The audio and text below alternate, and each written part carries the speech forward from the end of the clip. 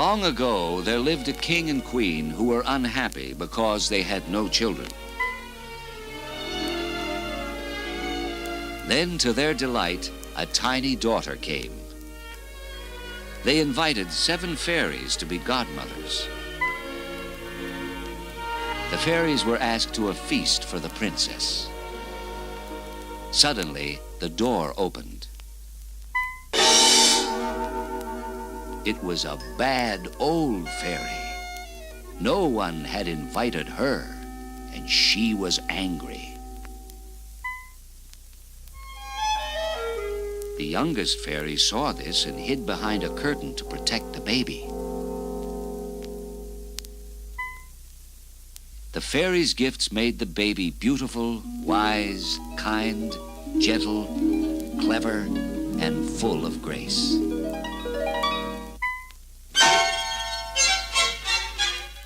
But the bad fairy cried, "When she is 16, she will stick herself with a spindle and die." "Alas!" cried the king. The queen shed bitter tears, and even the baby cried.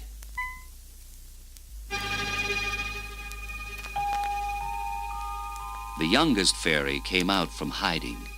"Wait, I have not given my gift." "I cannot take away the bad fairy's wish, but I can change it. The princess will not die, but will fall into a deep sleep of 100 years. Then a king's son shall wake her with a kiss." "But what of us?" cried the queen. "You will sleep too," said the fairy.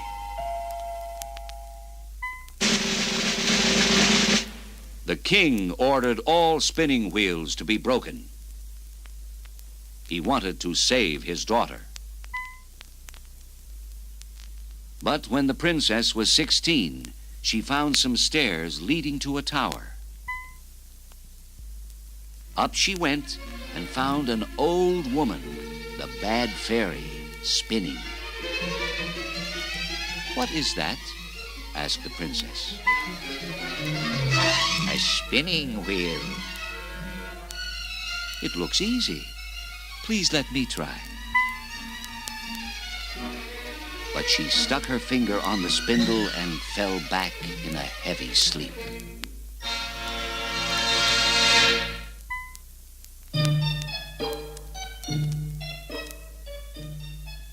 A deep silence came over the castle. The king and queen fell asleep on their thrones.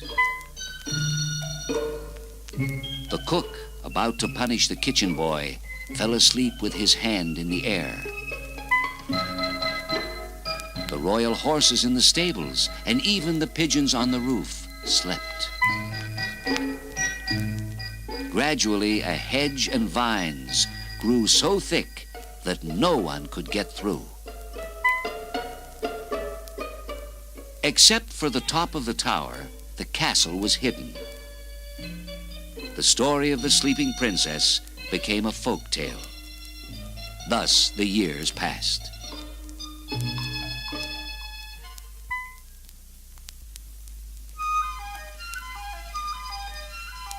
After many years, a king's son came riding along and saw the tower.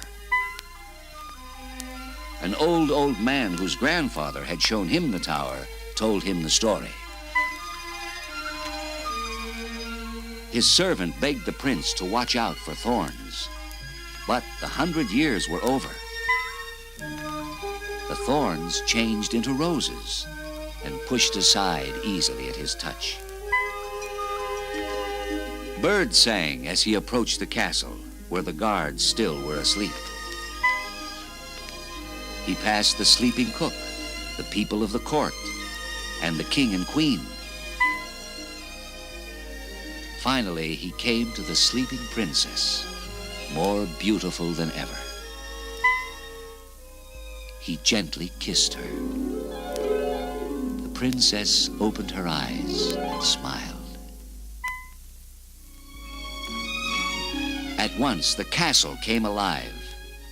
The king waked.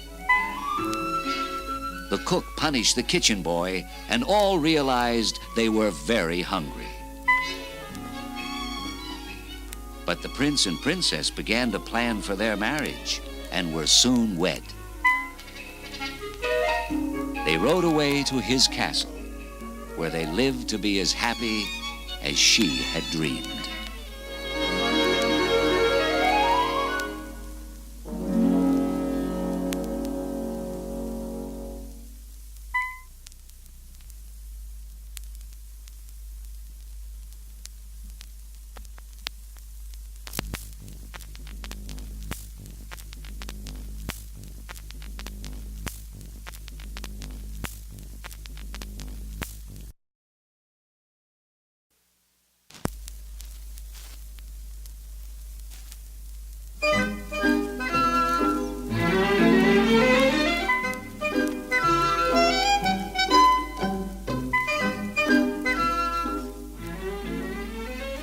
Long ago, a boy named Jack lived with his mother in a little country house. A giant had robbed them of everything except the house and a cow. Finally, his poor mother said, "Sell the cow, Jack, and get a good price for her." So Jack took the cow to market. On the way, he met a man with some magic beans. What luck! Jack traded the cow for the beans and took them home to his mother.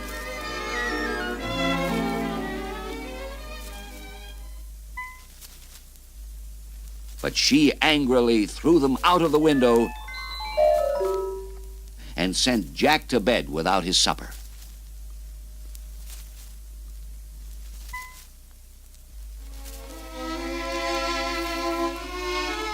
Next morning, Jack saw a huge beanstalk growing in the yard. He wanted to see where it led. He climbed and he climbed and he climbed all the way to the top. There stood a huge castle in a strange land.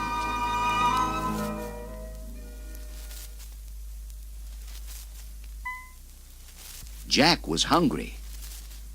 He knocked at a door and asked for food.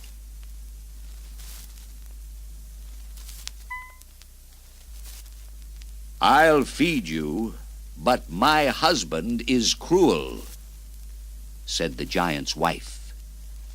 "He'll eat you if he sees you."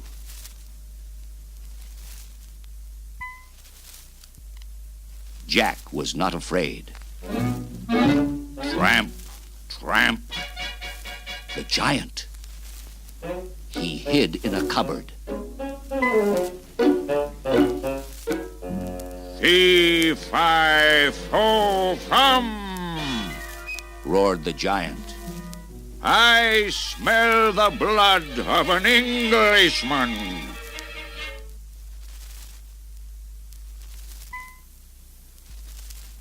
"Oh, eat your dinner," said his wife. She gave him the leg of an ox on a big plate.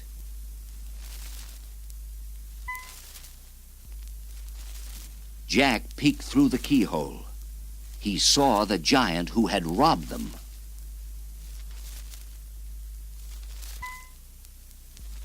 He watched.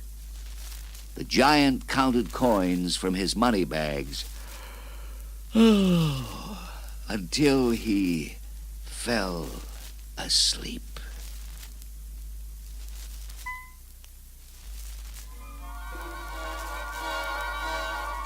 Jack jumped out of the cupboard, seized the money, and raced down the beanstalk.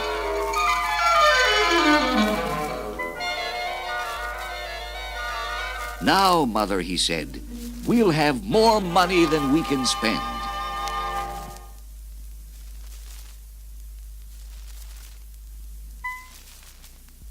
He told her about seeing the cruel giant.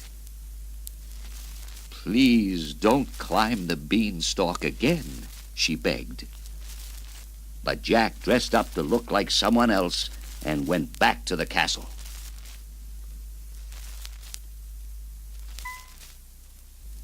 The giant's wife didn't know him. She let him come in for some food.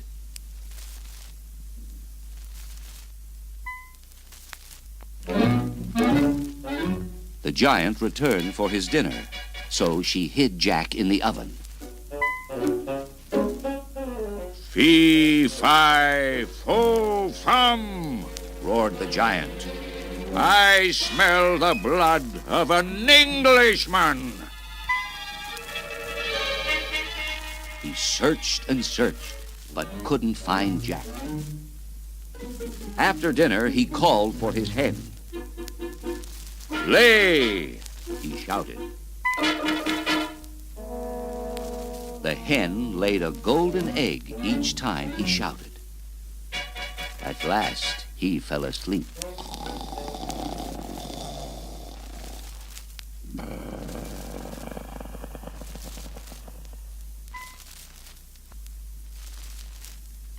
Jack picked up the hen.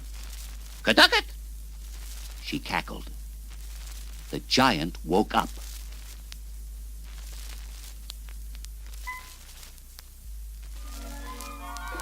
What was wrong? The giant searched, but Jack and the hen were safely down the beanstalk. He and his mother were rich now, but Jack was not happy. He dressed up again, climbed the beanstalk, and went to the castle once more.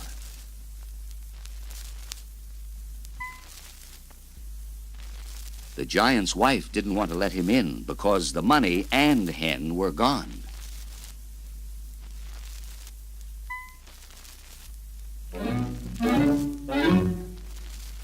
But she hid Jack in a big kettle when they heard the giant call, fee, fi, fo, fum.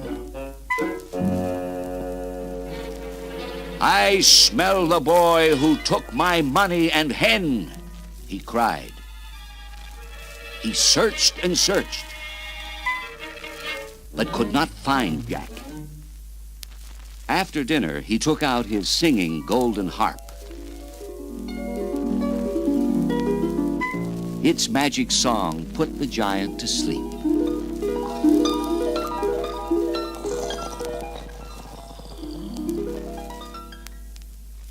Jack crept out and seized it, but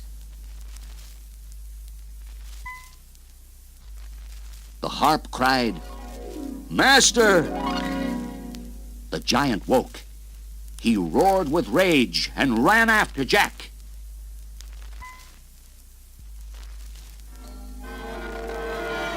Jack slid down the beanstalk. "Bring my axe, Mother!" he cried. He reached the ground, seized the axe, and chopped down the beanstalk. Down it fell with a crash. And that was the end of the giant.